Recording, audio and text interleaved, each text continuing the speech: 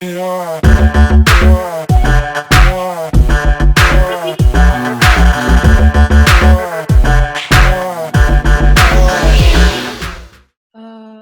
we're recording. It says we are. Hey everybody, welcome back to the show. I have Brittney Carmichael. Hi Brittney.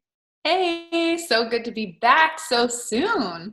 I know. I was trying to remember. Did we talk like 2 weeks ago? I can't remember. This I pandemic. literally was thinking the same thing. Like, I honestly don't even know how long it's been since we've talked. It seems like forever, but I know that it wasn't. On one hand, it feels like a month ago, and on the other hand, I feel like it was like just a couple of days ago. So it's kind of bizarre. No, I feel like that's my life every day, though. Yeah, it's been kind of wild with this whole pandemic, which is why I wanted to do it again because I feel like it's literally one day at a time, right? And I think you hit something really important. Like, that's exactly what my mom having a stroke and almost dying taught me, is like, we're not promised tomorrow. We're making all these plans for the future, but we might not even get there. So why not bring our attention to this moment, And so many people are caught up in the past and with the future of like, what's going to happen? I'm worried about it, But the truth is we only have the present moment. And I think this pandemic is a great reminder and reality shift to open up people's eyes to the fact that we can only experience this moment. And the only control we have over is how we show up in the moment, So I'm loving it. I'm loving watching it. I have decided when this is all over, there are going to be a few less people on my friends list and in my personal friend group, just based on their reactions. Like, whoa, that shows me a whole nother side of you. And that's not my vibe. Yeah, it's funny. I got this text the other day from, he's a friend, but also a client, and it was just random. I wasn't expecting it. But one of the things that I do is I send people that are close to me cards every single month for, just because. And he texted and he goes, I just wanted to tell you, you are fucking awesome and you're amazing. That's all, amongst other things. And I was like, cool. Well, I already knew that, but thanks. And I said, all kidding aside, I hope that y'all are doing well. And he goes, I'm really learning who my real friends are during this pandemic. Mm-hmm. And I think that you hit the nail on the head by saying, it really is about one day at a time. And I think that, we're going through this great awakening. And the whole point of all of this is for us to slow the frick down, right? We're going way too fast. We've got these chaotic schedules and we're thinking, like you said, far into the future. We're stuck in the past, but what about right now? So I think that this is such a powerful reminder of mindfulness right now, right now, right now, right? Like it's what Buddhists teach us of, just focusing on right now. And it's fascinating to me to see people's egos, which is all about past and future, but not right now. And they're wigging out. So I'm curious for you, being a spiritual guru, how has spirituality and who you are really helped you through this? I feel like, us woos are the calm ones. We're like, yep, this is awesome. Yeah. I think that's it. It's just like having a deeper understanding. Like, spirituality is having literal trust and faith that everything's working out as it should be. It's all in divine timing and all in the right plan. And if you're not tuning into the news, like if you just walk outside and look around, like it's really not that pandemic-y. You know what I mean? Like if we didn't have the technology that was recently created on a scale, like on a general scale, like of the universe, like the internet's less than 30 years old. It's younger than I am. So if we didn't have the internet, technology, TV, all of this, like we would have to rely on our spirituality, which is our connection with our soul and a higher divine being. And I feel like if you just take a moment to tune into your soul, the answer is very clear. Like, this will all pass. This is fine, guys. Like, just calm the F down. Like, this is just a test. Okay. This is like a kindergarten test and we have failed pretty bad. So I think it's just the beginning of us starting to like really shake up and wake up. You know what I mean? Like, this is the first round of it. Yeah, which I think is great. And I was looking up, we're headed into Taurus season, and I was married to a Taurus for 12 years. And like, it's funny because whatever I think of with Taurus is being stubborn. And I looked up on the internet, what is the definition of Taurus season? And I loved this because I think it's very timely for what we're going through. It's the best time to be lazy. It's a time to stabilize and steady yourself and get comfortable with being uncomfortable again. Mm-hmm. I mean, perfect timing, right? I know, it's true. And, I've also been reflecting on like how this does affect everyone in a different way, because I don't have children. And so I'm not having to homeschool and work and do this and do the laundry and blah, blah, blah, blah, blah, like all the things. So like every single one of us is affected in a completely unique way. And that's been something like at this point along this journey of what's going on for me and my spirituality, like I'm not concerned about me. I'm good. Like I'm concerned about how is everyone else like handling this based on how it is affecting them, whether it's their job or increased time with their children or whatever the case may be. Like, I think we could also like, oh man, fuck the fear, but have compassion for people who are tuning into it. You know what I mean? Right. I agree with you. And I think, I really resonate with that because I don't have kids. And so this has been a glorious time for me. I love the fact that we have slowed down so much. This is the world that I have been craving for. My friends make fun of me because my mantra is putter. Like I love to putter. And so like, I feel like we're all being forced. Or are you on time? What's that? You show up late to things, or are you usually on time? No, I'm on time. I'm definitely on time, but I feel like I'm a functioning introvert because, I do very well at home. I do very well alone. I don't have kids. I'm a high functioning introvert. So I do what I'm told and I do what's expected of me. But like my friend who's a seer, she always says, like, you're such a chameleon. Like, you know how to play the game, but you don't want to. And it's so true. I don't want to. Like, this time to me is so glorious because it's forcing us to pay attention to nature. It's forcing us to go inward. And I agree, fuck the fear. Like, it's ridiculous how many people are so like, oh my God, what's going to happen? And where's my job going to go? And what's this? And it's like, just focus on right now. But and I would have gotten, and it's like, they're so caught up in what was. And it's like, I keep trying to tell people, if you're hung up in that paradigm, that's the collective that you're creating. And instead we should be focusing on, like, I loved Bruce Lipton and Nia Peoples. And I don't know how to pronounce the other doctor's name, Bukhtar. They did a great video the other day on YouTube about focusing at 11 a.m. and 11 p.m. On just peace and harmony and love. Because if we could get the collective to focus on that, we will elevate. But everybody's in this pattern loop of fear and uncertainty and anxiety. And it's like, you need to rise above that. And I don't think people understand why. They're so caught up in the denseness of the human condition.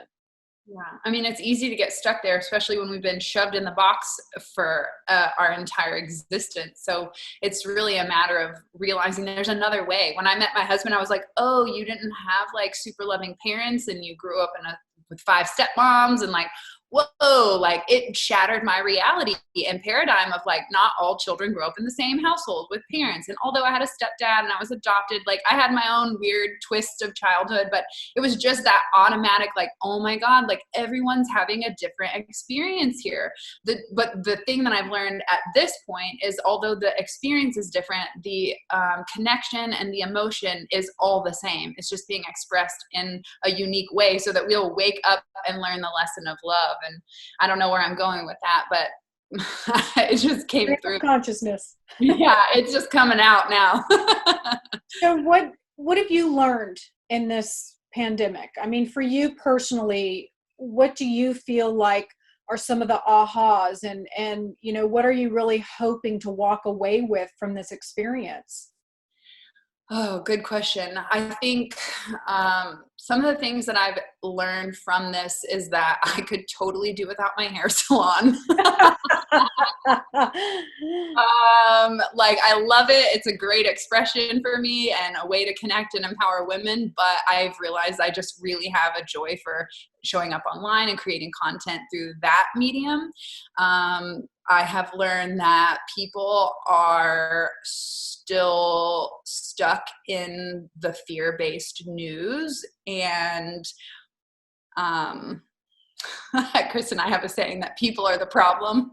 And this has just confirmed it, that it's the people that are creating the problems here. It's the people that overbought the toilet paper. It's the people that are, like created all this anyway from the beginning. Like, let's just, if you want to go there. So other things that I've learned from this, I think that, I don't know. I think it's really just given me personally, like me space to just be and learn more about the things I'm interested in, and not knock things off my to-do list that have been on there for 2 years that I've wanted to do. I just haven't made it a priority because of time and what really is most important, and finding the balance in that. And it never made it to that, like, this is really important, we got to make it happen. But because I have the time, I can get a lot more done. And instead of wasting time and worrying what's going to happen and blah, blah, blah, I'm just focusing on like, shit, what else can I do? And I'm looking at the calendar like, no, May 1st is almost here. Like my salon's going to open. Like I've got things to do. Like there's so much to do. Just if you just knocked everything out, if you just like sat in the middle of your living room, there are probably about 18 projects that you could look around and be like, I've really wanted to do this. Like I'm looking at a plant I potted yesterday. I said it for weeks. I really need to pot that plant. And leaves started dying. And it's like, what am I doing? And now it's like, oh, let's just pot the plant. Like it's giving us the ability to, all those things we say, oh, we need to do this or we should do this. It's stuff that we want, but because we're moving so busy, we just don't like make it a priority. It just doesn't make it to the list. So I don't know. I'm sure there's lots of other things that I've learned, but really it's just witnessing that our society is built on toilet paper. Literally, like the strength of toilet paper is what our society is in one regard. I will say there's a lot of us like coming together and like support and community. So I can't like look at it totally negative, but in general, I think that there's a lot of things that this is shining light on that need to be changed. Yeah, I would agree with that. I think a lot needs to be changed. And I think that this has really given us permission. I was just talking to my girlfriend yesterday about this, where I feel like I have had to do a lot of things and a lot of projects and a lot of things that I didn't necessarily want to do, but I had to do because of financial reasons or for expectations or, whatever the XYZ is, ... that you can plug in. And I feel like this has given me permission to say, like you said with your salon, is it really necessary? I mean, I've heard from many mystics that this really is about trimming away the fat and simplifying. This is to show us, what no longer serves us. And I've really been going back through some of my old Dolores Cannon books, and it's interesting to see how other planets have, destructed because they got focused on the wrong things and they got their priorities out of whack, which is why we're going through this, because they don't want to start over again. But oh my gosh. And power. You're tripping me out. I literally, when we started this call, I had a vision and I almost said it of like, you were talking about moving too fast. I almost said, well, we don't want to be like the Atlanteans and blow ourselves up, like with, obsession over power and like the crystalline power that they were using. And that's so crazy. I was literally had that thought at the beginning of this call. I'm glad you brought it up. It's really bizarre. I had a past life regression last year, and one of the things that I learned in that regression is I tend to incarnate during shitstorms. So Lemurian times, Atlantis times, Pompeii. I mean, if it was just World War II, if it was destructive, I was here. I was just talking to an astrologer about this, and she was saying that every pandemic that we've experienced have been because of a Jupiter and Pluto like square or crossing or transit or something. And I just find that really fascinating because it's happening right now, you know? Well, and it's interesting to read, you know, go back through the canon work and to see that so many planets have, you know, exploded, destructed, fallen apart, become toxic because of the way that it was treated, and the, you know, the paradigm of the people living there got too big for their britches, basically. Yeah. So, you know, how interesting that they're like, oh, good God, they're going to do it again. Like, we need to come in. We've got to bring in volunteers. We got to bring in, you know, the light workers, because if we don't, it's going to happen again. And we don't have time for this bullshit. So when you have that perspective and you can kind of take a step back and go, wow, there's a higher purpose going on here. And it's like, we're trying to bring in more balance, and we're trying to bring in a flow state and more harmony. It's, you know, I don't like to bring in the paradigm of, oh, it's been too patriarchal. I don't like to shame anybody, but it has been a very strong patriarchal system where it's about pushing and striving and greed and power. And, you know, the feminine nature is more about the flow and the peace and the harmony, and, you know, just helping bring back the balance. And so from that, you know, viewpoint, it's like, maybe we should just stop striving and pushing and worrying about the past and freaking out about the future, and just going, wow, what a great time this is to really bask in nature, slow down, and get clear about what we want in our lives. What do I really want to be doing? Like, I had a project that I was working on, and I sat down this morning and I'm like, I don't want to do that anymore. I don't like it. It's not serving me. Makes me unhappy. So I texted the gal and I'm like, thanks so much for the opportunity, but I'm done. You know, and I don't know if I would have had the balls to do that 2 months ago, because I would have felt obligated. I would have felt like the expectation was there. And so now I'm like, you know what? That doesn't serve me. So I feel like it's a time to also be quite selfish, right? Yeah. I don't know if you have ever heard me talk about the 7 or above philosophy that we created our Elevated Life membership club on. And many years ago, Chris and I, we came up with this idea called the 7 or above rule. And we rated everything on a scale of 1 to 10, like 1 being like absolutely not, and 10 being like amazing. And if it wasn't a 7 or above, we would say no, delegate it, delete it, or reframe our mind. Because like laundry is not always a 7, but I like clean clothes, you know, like, so there's some caveats to it, but it just made me think, like, when I heard the word obligation, I thought, well, I think you would have saved yourself the hassle if you would have just asked, like, is this a 7 or above? You know what I mean? And I think that to me has been the most practical tool that's helped me to be able to stay in alignment with my own vision, my goals, my dreams. Just like you, I get approached by this multi-level marketer or this or that or blah, blah, blah. And I always ask myself, does this align with where I'm going? Is this like in the plan that I've already created for myself, you know? And I think if you haven't created a plan for yourself or have a vision for your life on what you want to do, then now's the perfect opportunity to start exploring and making those changes that aren't actions that are in aligned with what you want to be doing or where you want to be going. I love that. And I think that's a really big takeaway for this show today, 7 or above, because moving forward, this Pluto-Jupiter conjunction that you were talking about, and Saturn's now joined the party, and we're about to go into all these retrogrades. It's all about getting rid of everything, not just some of the things, but everything that no longer serves you. So shit's about to get really shaken up for people. Relationships are going to fall apart. Job losses are going to happen. You know, people are going to lose houses. Like, shit's going to start getting shaken up. And rather than going in it with this sense of anxiety, it's like, how is this serving me? Like, being able to take a look at the illusion, because this is all created. This is an illusion. And, you know, and that's kind of where I've been stepping into this is, it felt almost decadent, and how dare I to look at something and say, is this going to bring me joy? Is this going to bring me pleasure? And, you know, I would say even a year ago, I would have been like, how dare I, you know, ask for such things? And now I'm like, no, if I'm not going to like it, then I don't want to do it anymore.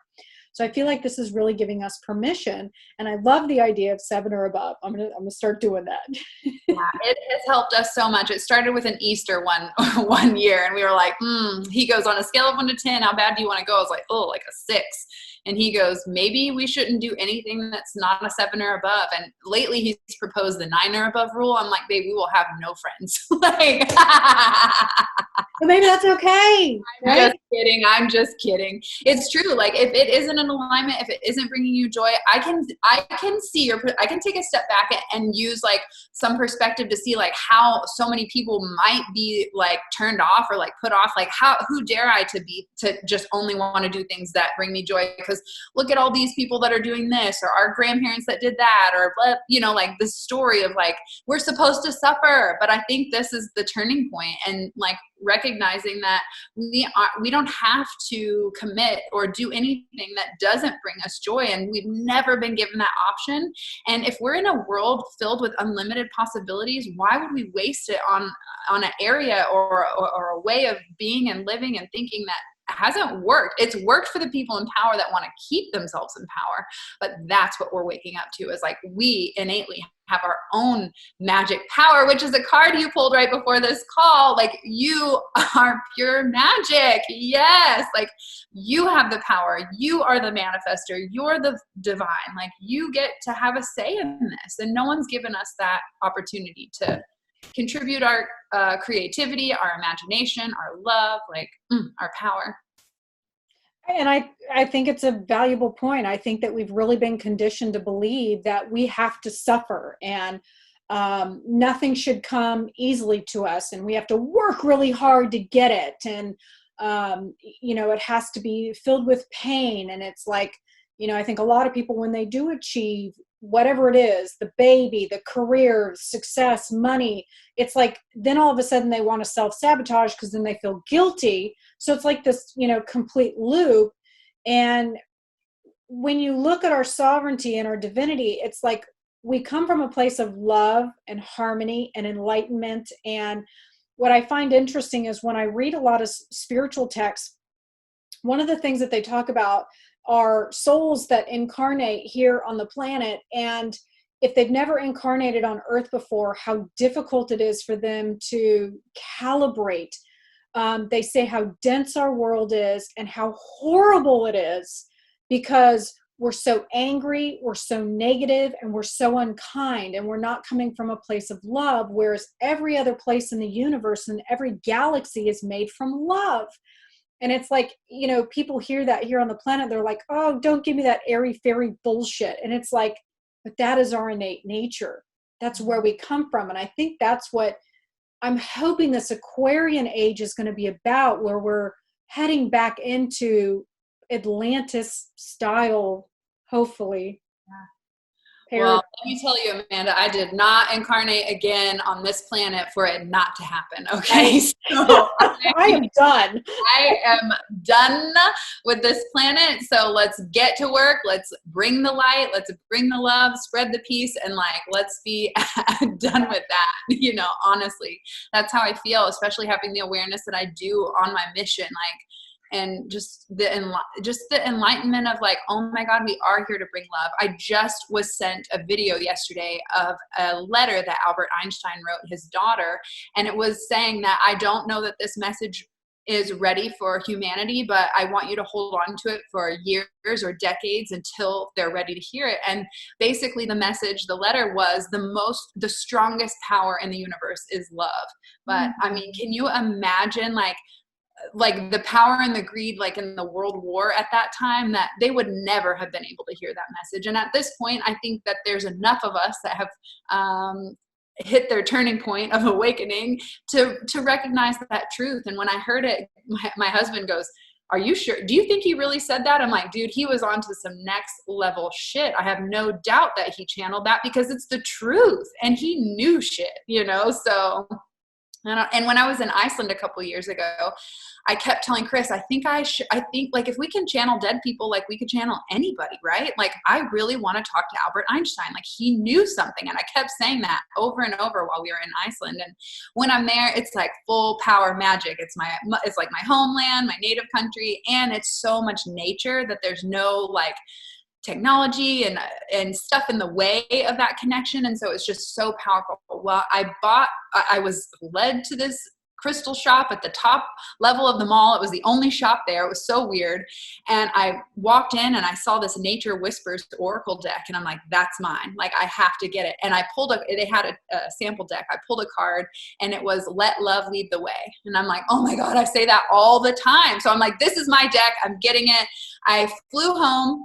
I sat down for my morning ritual once I got home, and I opened up the deck, like finally, like my own personal deck, did the cleansing ritual, all of that. I opened up the guidebook, and I'll be damned, the first line in the guidebook says, if you look deep within nature, you'll learn the truth. Albert Einstein. I'm like, are you kidding me? Like, I knew it. Like, I knew I could talk to him. I knew there was something going on. And now it doesn't surprise me that there's another message. Like, somebody random sent it to me. Like, it was in a filtered message. Like, I feel like your Shine Tribe would love this message. Like, so random, but so divine and perfect message for this time. But I'm really finding that, for the woos that have really been doing the work, and that she's like going nuts right now because I'm talking to her. Magic. She's like, I want to be a part of the conversation.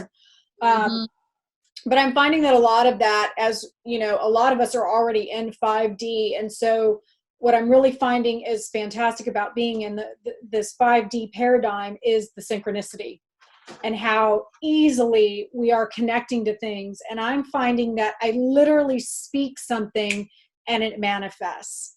Yes. And that is another realization I've had just over the last week. I had thought about someone, they messaged me the next morning, hadn't talked to him in a long time. Like, I kept saying, oh, I don't drink at all. But last week, I just wanted a fucking frozen margarita. Okay. Like, I just wanted to, like, yeah. So I kept saying, like, I really want one, but we don't have any alcohol at the house. Like, we don't, like, it's just not available. And I was going to go to this restaurant and get it. And I'm like, but that just seems weird because I don't really drink. And it's like, whatever, I'm going to leave it alone. Well, on Saturday, we happened to sneak into someone's house and hung out. And the neighbor came over with a pitcher of homemade frozen margarita. And I was like, he goes, does anybody want one? I was like, I do, because I manifested that shit. Like, I deserve it.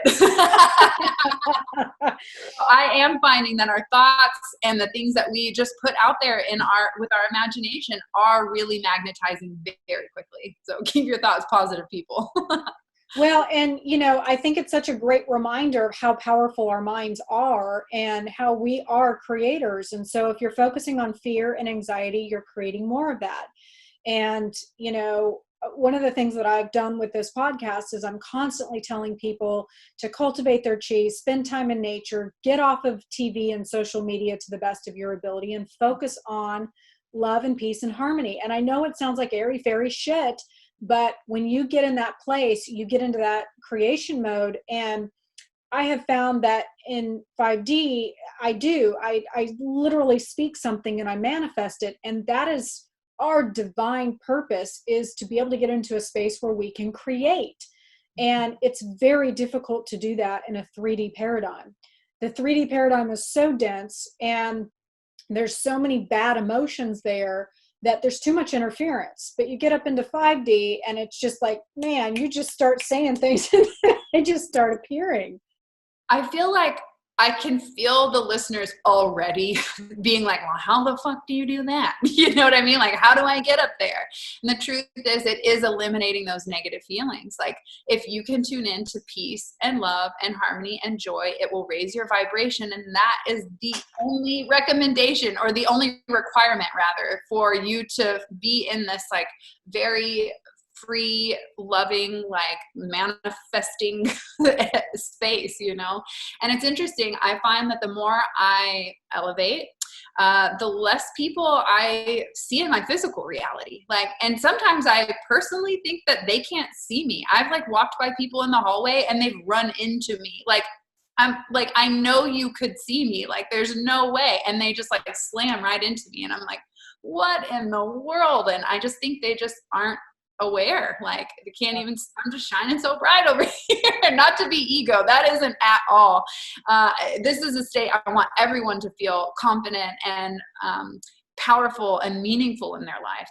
That's really why we shine, so that we give that inspiration to other people to go, oh, you can do it too. Because I was a fat, overweight, fat, hateful, angry bitch with short black hair. Like, I get it. I was in the dense world filled with anger. Ooh, I had all kinds of Cali rage in me. And I didn't know how to handle it until I started learning to eliminate anger and jealousy and resentment and rage and all of those negative emotions that keep us vibrating at a low, dense frequency. It feels bad. And so if you want to raise your vibration, this goes in exactly in alignment with what we talked about. Like, we've got to be doing things that feel good so that we can feel good. And to feel good means I think we're serving our mission. I always say our mission is to feel joy, and the expression is your own choice. You can find out however you want to do that, whatever that means to you. Cooking, cleaning, painting, singing, I don't care. It's just, if we're all feeling joy, then we're all doing our purpose. And we're elevating each other, I think, is important too. But I mean, I constantly say on this show to cultivate your chi, cultivate your chi, cultivate your chi. And I'm sure everybody's like, oh my God, you're a broken record. And it's like, I say to you all the time how great your chi is. You're animated, and you have a great aura around you. And that is chi cultivation. You've cared for yourself. And, you know, one of the things that I noticed when I really started to elevate, I started to really, really wake up in 2012. And you know, I think what I really started to notice was that shit didn't bother me anymore. I didn't care. So that to me was kind of the first sign that the emotional triggers weren't there anymore. And that when, you know, people would say something to me, or, you know, I would lose something, or somebody would go away, or something that would have in the past triggered me, or, you know, somebody would get upset with me over something and be like, I don't give a shit, you know?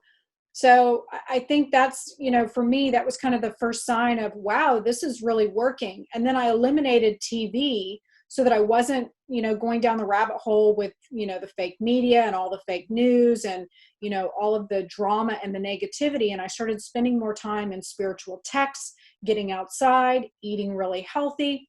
Yeah. No chemicals. No chemicals. And I started to notice that my mood was like this.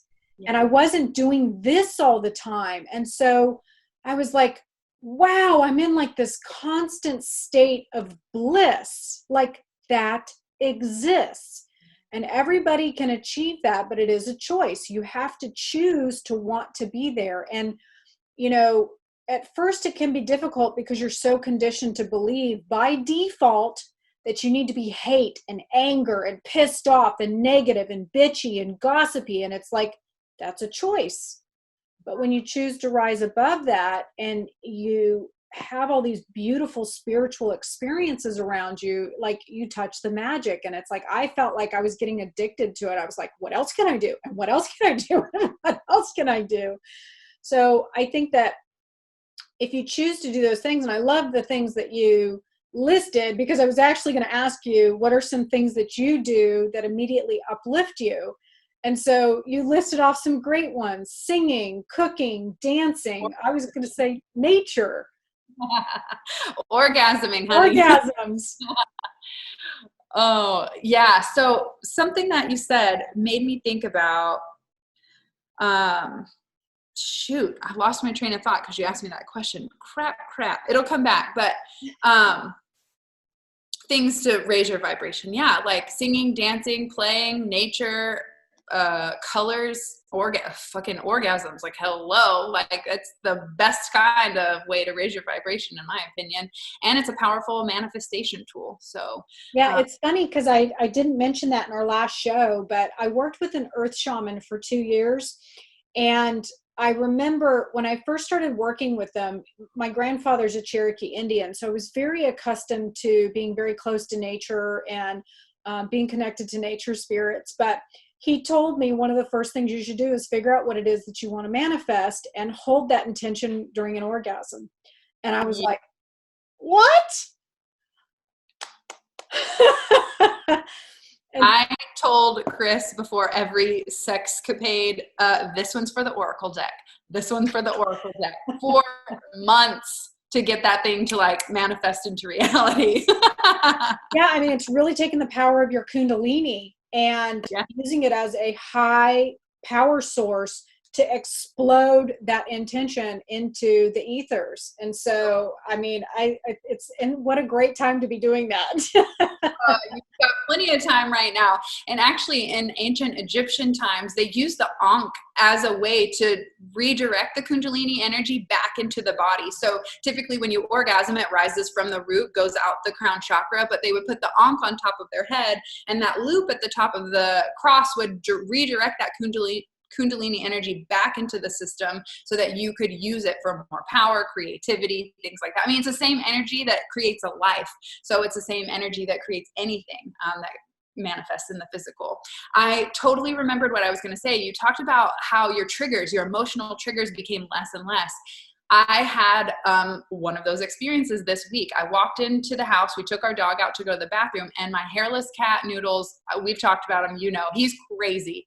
And he messes shit up all the time. Well, I walked into the kitchen, and Chris goes, "Oh, babe, you do not want to know." And I automatically, like, my whole body just like melted, was like, "No, please, I don't want to know. Don't tell me what it is." I could feel the energy and like just the overwhelming like whoosh of like, okay, something bad is about to be told to me. I'm about to experience it. And I walked around the corner, and he had shattered a mug that I got from my grandmother's last Christmas before she died. And he's broken multiple of my grandmother's mugs, and I have had shit fits, like screaming, about to murder the cat, like crying, like, "I can't believe you fucking broke my grandmother's mug," like shit fit. And I walked around the corner, and I saw it shattered all over the floor, and I just was like, damn, that sucks. Like, that really sucks. And immediately I was like, what's the solution here? Can't glue it back together. I'll just buy a new one. And usually it's not something you can buy again, but I thought, if that's like, what's the solution? And that, to me, when I look back the next day, was like, damn, I handled that like a champ. Instead of getting mad and freaking out and like, I lost it and all this emotion and blah, blah, blah, because the last thing my grandmother told me before she died, she said, "Look at all this shit, more stuff for you girls to go through." And that's when I realized, fuck, she spent her whole life making all the needlework and collecting all the beautiful trinkets and things and all of that. And she, in a breath, has left it for all of us to go through. And that just got me thinking, like, all of this will disappear. So why not get used to and comfortable letting things go, even sentimental things? And so I was really proud of myself this week for not trying to murder the cat or screaming or yelling or going into my mother's patterns of anger. So I was really proud of myself. I'm going to just pat myself on the back. Like, and that was it. Like, I couldn't order the last mug that he broke, but I got online, and sure enough, on eBay, someone's selling there. So I'm going to get a replacement.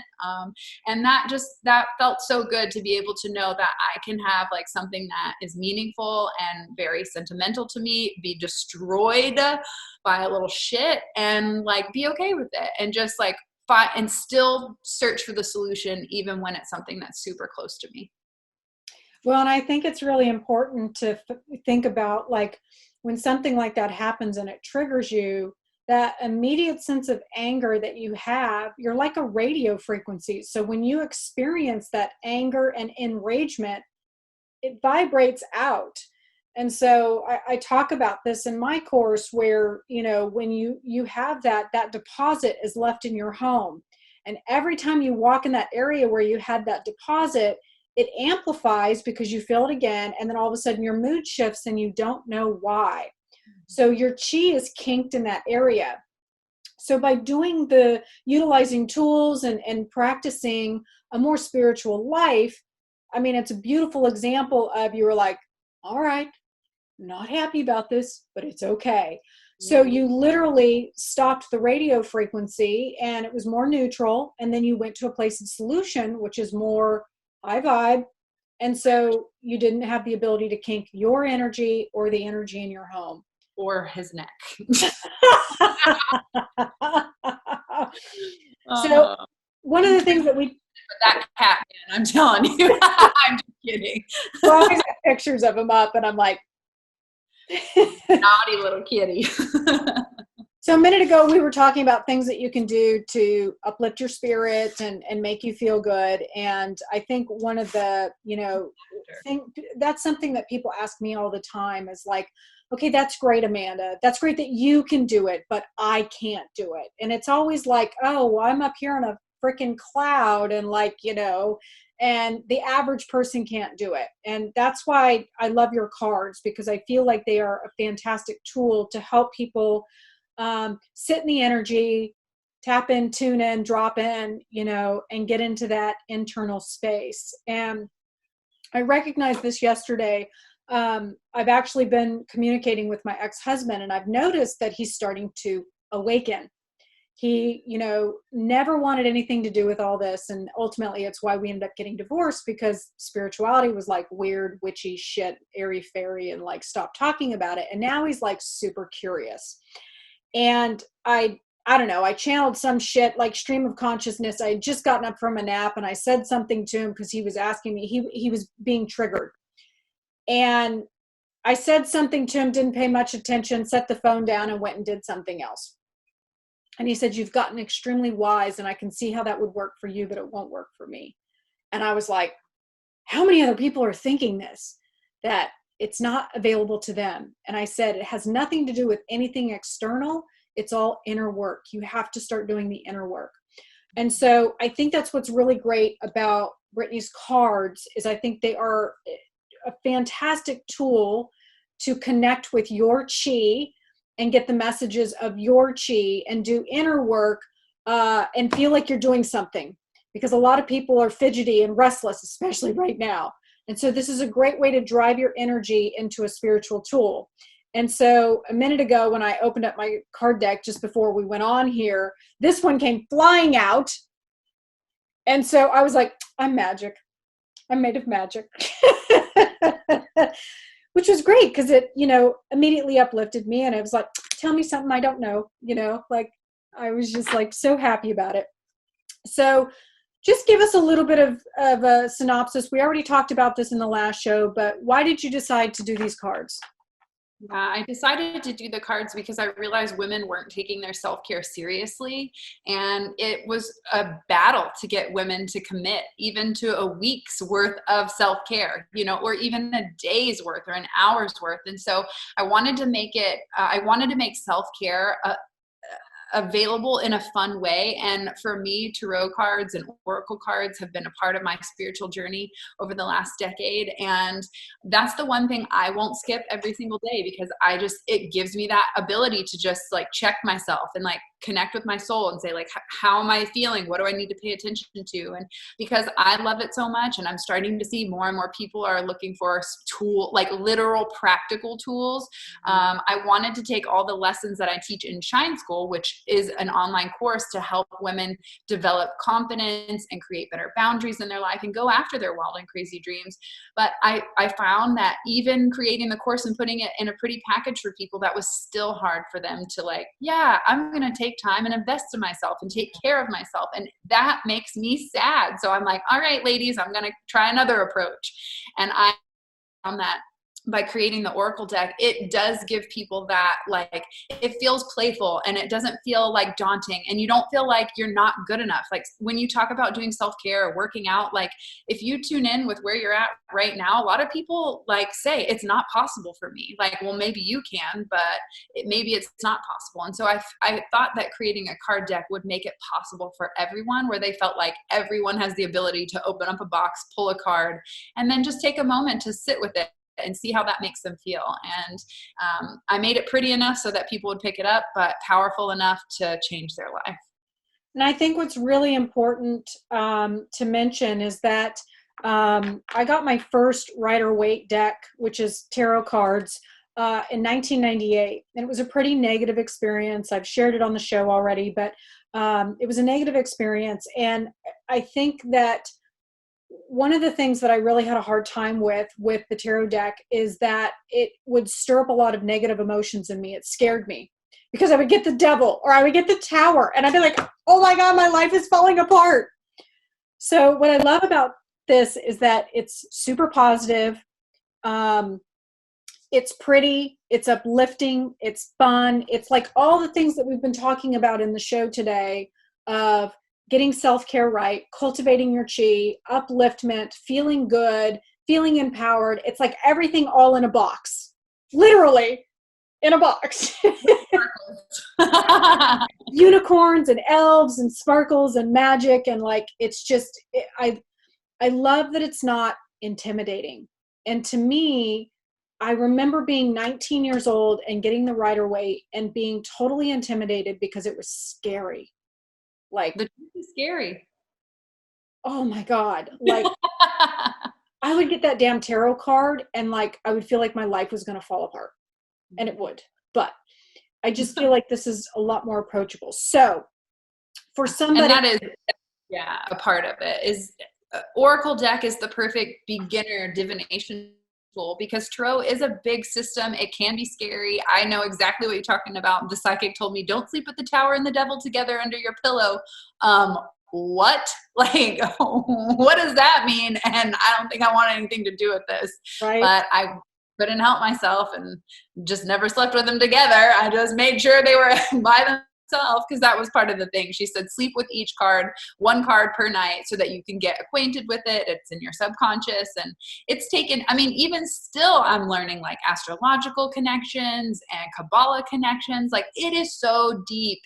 There's like, and Carl Jung and like how he's put his psychology into the tarot. Like, holy smokes, there's so many layers of wisdom within this spiritual tool that I think I'll always be learning from it. But that's intimidating for people. Not only the culture's negative spin on all that, on all the woo-woo stuff, but yeah, just like the imagery can be scary for people too. But the truth is that we all have addictions, and we're all going through life upheaval changes, and it's a part of the process. And I think, like we talked about, the more we allow ourselves to not be triggered emotionally when things change or we lose things, that's like how we can stay in that equanimity, just like a center of balance and blissfulness. And it's true. I remember when I went through my divorce, I got the tower and the devil. And I was literally thinking like, well, she did go through a divorce. I'm sure it had something to do with it. The interesting thing is that in 2018, when we were going through all those retrogrades and it was a shitstorm astrologically, I went to Kripalu, and part of the workshop was studying the tarot deck. And again, I got the devil and the tower. And I was like, well, I'm sure that's a mistake. So I went and saw the resident psychic, and I got the devil in the tarot, or the tower. And it was that equanimity, because when it came up again, I was like, well, I'm about to go through a shitstorm, but I'm ready. Like, I am the storm. I can do this. Like, it was 10 years between the two. And knowing that I was about to go through the shitstorm just made me more aware. And I was like this through the whole thing. And it was a shit show and it was a shit storm, but I was prepared. So it was a lot less intimidating as it was 10 years before, because I'd been doing the work. But I think for somebody that's new, this is just a lot more delightful. It's a lot easier. It's not as scary. So if somebody is new to cards. Yeah. I was going to say, it doesn't involve anyone's religion either. That's a lot of people get scared about picking up divination tools because they're afraid it will take away from their religion. But the truth is it's like a connection. It's another tool for you to connect to the divine in a deeper way. And so I hope that by creating something pretty and beautiful will help people to not be afraid if they're stuck in, culture's trap of these are bad or they go against your religion or anything. Well, I'm glad you brought that up, because it's a connection to yourself. You're connecting to your chi. Your higher self already knows this information. You're just blocking it out, and these help. Mm-hmm. So for somebody who is new to an oracle deck and doesn't know how to use this, how do you recommend, they go to your website, they buy the cards. Now what do they do? Yeah, so well, once you go and buy the cards, I recommend you go back to the website, put your information in where you purchased on Amazon, because I have 3 free downloads, including a meditation for self-love, access to Shine School Module 1, and the copy of the guidebook digitally. So first, I would recommend that. And then second, I would recommend cleansing the cards. And inside the box, there's a guidebook, 150-page colorful guidebook, and it talks about exactly what to do to get started in the guidebook. So what I teach people is that we cleanse the cards when we first get them. That way we connect to our chi, our energy. They're like our cards. Yes, exactly. Creating Clearing the sacred space. juju. Yep, that's called clearing the juju.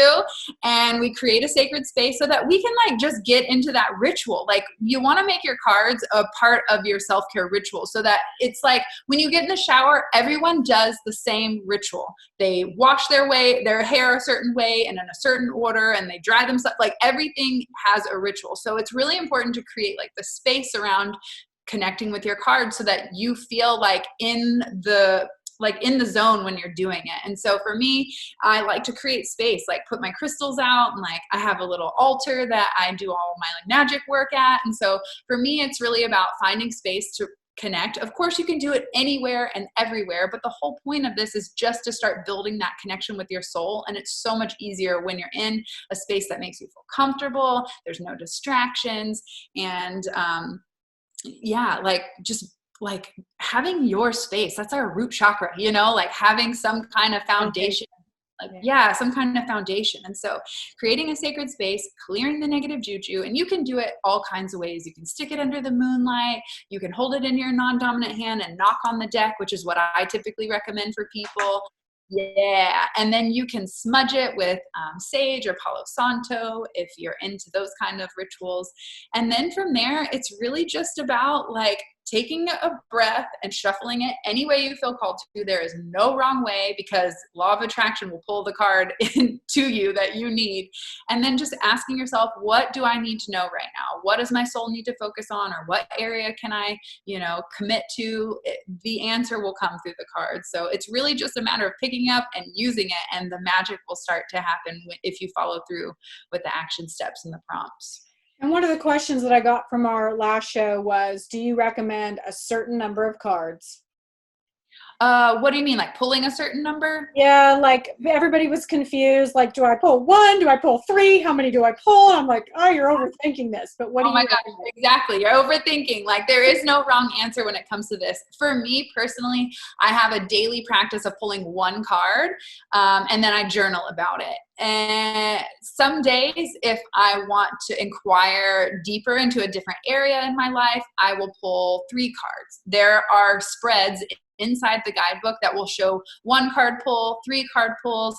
And one of my favorites that I'm actually going to do this month is the astrological year. So you start in April, and then the natural beginning of the zodiac, and you can pull 1 card for each month that will represent the year ahead. And so I did a Celtic cross spread for me, like where am I at during this pandemic right now? And the message was like, honey, focus on your plans of the future with your intuitive gifts and those abilities. Like that's the direction you're headed. I'm like, okay, thank you. And yeah, I'll do the year soon. So those are typically the 3 spreads that I stick to. I put a self-care spread in there. I put a self-love spread in there. So I made it a little fun and like kind of geared towards the self-discovery journey.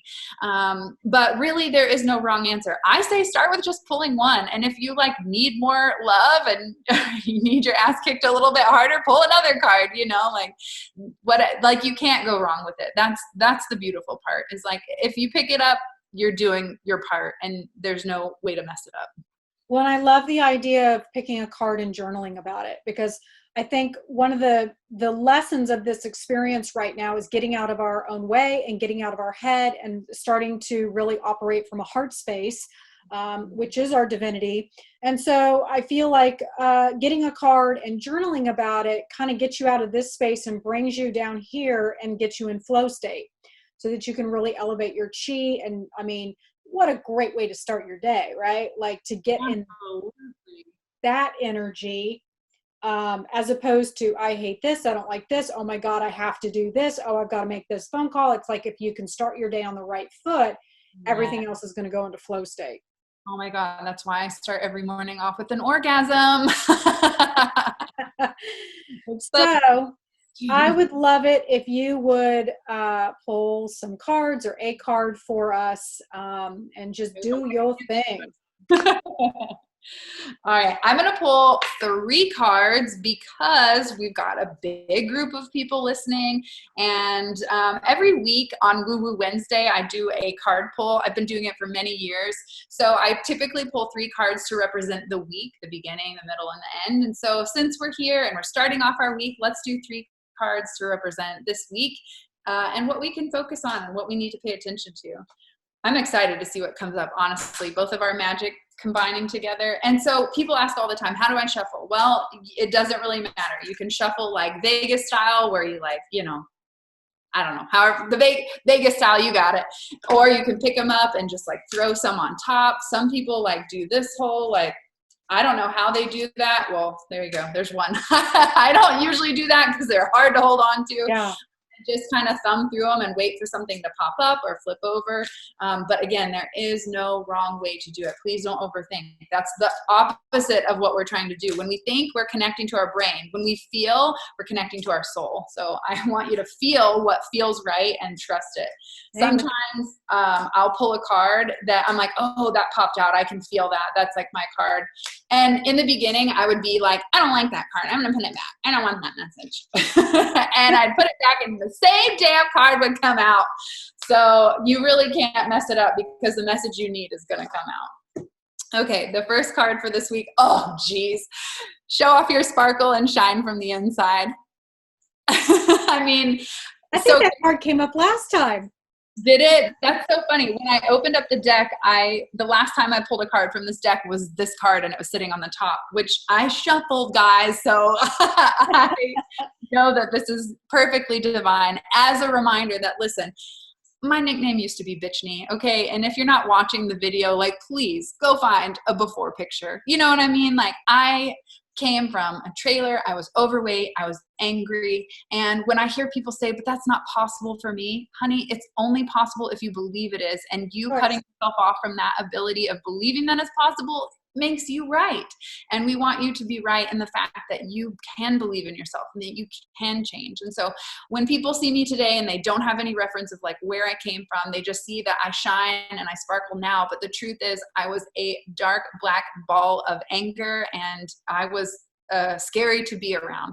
So when I see this card, it reminds me that like you have this beautiful magic, sparkle magic light within that wants to be seen, that wants to be felt, that wants to feel like you've contributed to the world. And this is just a reminder that like when you stop giving a shit about what other people think of you, you really focus on doing you to your most authentic capacity, like that is when you start to shine. And that is what inspires and attracts people. So if you're worried about people not accepting you and liking you, then stop putting on the mask and start doing the work to become who you authentically are. And then you'll naturally draw those people that will love and appreciate you.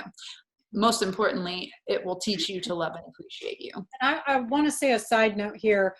I love that you bring up, you know, your past life of yeah, just, you know, being unhappy and being this goth chick that, you know, was holding a grudge and negative, because what I think is important for the audience to realize is you have taken the time to cultivate your chi, and it shows, and you're a leader and you're teaching spiritual things. But I tell you all the time how animated your chi is and how beautiful your chi is. And it's like, if you can go from that to who you are today, anybody can do it. It's proof positive. Yes, 100%. That's why I'm always reminding people of like where I've come from. And like, I grew up in a trailer park, you know what I'm saying? Like people judge you based on what they see today. And the truth is like, if you do the inner work to cultivate your chi, in 1 year's time, in 5 years time, in 10 years time, the people that you meet for the first time then are not going to know where you came from. So if you're so worried about like, well, who have I been in the past, or people are going to judge me, people only know the version that you show them. And I just choose to show up and shine. I am. Damn. Channel. Damn. Today, okay. The next card is embrace your inner divine goddess. I mean, I'm telling you, another reflection of the fact that you are pure magic. And most importantly, this card is about cultivating femininity. I talk about in the guidebook how there's masculine and feminine, yin and yang, and this is the time of receptivity. That was the word that you didn't use earlier describing women that we are missing right now is receptivity. Women are the receiving, men are the doing, going, pushing, and all of that, and that's great. It's taken us so far, but the other side of that is receiving, because as service-based light workers or whatever, we want to give. We want to give love all the time, right? Give. But on the other side of that, that's people receiving. And the natural cycle is when you give, you shall receive. And so many givers, I find, shut themselves off from receiving because they feel guilty because they're supposed to be the giver. But the truth is, if we're all here to love and give and serve, then you're cutting off everybody else is ability to gift you their love because you won't receive it because you feel like, but I'm supposed to be that one. So when I see this card, it's reminding me that to get back in touch with that feminine side, to orgasm more, to be creative, to like ask for help. This is really important. I think so many feminists are like, fuck this, I can do it all myself. And we can't, okay? We can do it all together. So like, I think this is a reminder to ask for help, to be open to receive that help, to find sensual pleasure in life again, and just really like tap back into that. Ooh, just like, when was the last time you felt like a total badass? And if the answer is never, like, call me and we will hang out and I will show you how to like find that inner badass, because we all have it and we all know it. And at some point we've experienced it, but we just turned it off somewhere. And I think this is a reminder, like, oh, get back to that, that place within you that you feel empowered. And so many people have fallen off that track and maybe have forgotten how that feels. But the truth is, it's all within us and it's available if you're willing to adventure for it. Oh my God, you are perfectly beautiful. What a great reminder that like you being your authentic self is the beauty that like wants to be seen in the world. Like we all bloom at different rates. There's no sense of normal to compare perfection to. Like who's going to be the decider of that? So this is a reminder that like you exactly as you are, even if you feel like you need to lose an extra 20 pounds, you are beautiful just the way you are right now. And when you can accept exactly your flaws, the extra 20 pounds or whatever the case may be, that is how you start to sparkle and shine. Because I'll tell you what, girl, when I was over 200 pounds, I'd put those bikinis on and I had so much confidence. I don't know how, but I did. And then when I lost all the weight and I had abs, I was terrified to put on a bikini. Like, what was wrong with my mentality? And so I share that to remind people that it doesn't matter if you need to lose 5 pounds. It doesn't matter if you're not your perfect body or that thing or your teeth are too big or whatever your story is. Like, you are fucking beautiful and you were born the way you were born to be who you were meant to be. And so if you can accept yourself and your authenticity, that is where freedom and confidence comes from. Fucking amen. Yes. Thank you for that. I think it's beautiful. And I think it's a great reminder for everybody listening today to be their authentic selves and to really focus on this time to eliminate the fat, get rid of everything that no longer serves you, and show up, be your authentic, beautiful, amazing self as you are right this minute, not who you're going to become, not who you were, who you are right now. Yes. And continue to cultivate your chi. It really matters when you take the time for that self-care and cultivate your chi, like you become a rock star, and humanity needs it right now. We're all awakening and we all need everybody's energy to be in that place. Mm-hmm. So I love Brittney's cards. I think that they're a great way to tap into and drop into who you are. They're called Shine from the Inside Oracle Cards and Guidebook. And I will say, I asked her a bunch of questions on the show today, but everything that I asked is actually in the book. So don't panic and think that, oh my God, I got to take notes. They're all in here. Everything that I asked today is in here, and she's got really great information as to how to do it, how to set your cards up, and really there's no right or wrong way. It's just suggestions on how to do it. So if they want to, I know you've got all kinds of amazing goodies for people if they buy the cards from you. What is your website? How do they find you? Yes, so you can buy the cards at shinefromtheinsideoracle.com, and that will tell you everything you need to know. It'll take you over to Amazon. You'll come back, put your information in, get all the free goodies. And once you sign up for the free goodies, here's what's even better. I've made it so simple for people who are ready to start this journey. I have loads of videos and blogs on YouTube and on my website that talk about how to shuffle, different card spreads for success, how to cleanse. Like every question that every beginner has, I have covered. And once you sign up for all the free goodies, I've actually included all of those videos and blogs and extra resources from interviews that I have with people like Rebecca Campbell or Lori Harder. And even I'm going to pop one of yours up there too, because I feel like there's a feng shui card, and the energy and the conversation that we had in that Shine School interview would be fire for this. So I have all kinds of resources that will hit your inbox once you sign up for those free goodies, just to help take you along that self-discovery journey. Because I know it's scary, but you don't have to do it alone. And you also, what's your Instagram? How can people find you there? Yep. So you can find me on Instagram at The World by Britt with 1 T. And I have a private Facebook community called Shine Tribe Sisterhood. So you can find me there. It's amazing. I would highly recommend it.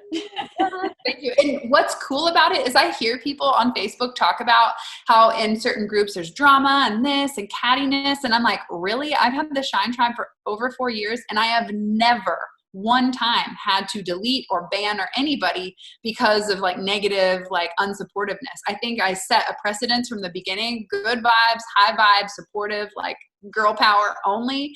And I'm so grateful to say that it really is a community of thousands of like-minded light workers, like really tuning in to support and empower each other, which is a beautiful world that I have been wanting to create. And hey, man, you create your reality. So I'm grateful to be a part of that.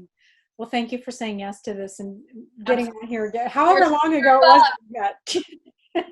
I don't know when we did it, but thank you for saying yes again, and just revisiting our conversation that we had a couple of weeks ago. And I think that this is filled with amazing information. 7 and up, everybody. That's the goal. Yes. Delete it, delegate it, or reframe it if you can't make it a 7 or above. Get rid of it. Well, thank you for saying yes to this. You're welcome. Absolutely. You're always a 7 or above.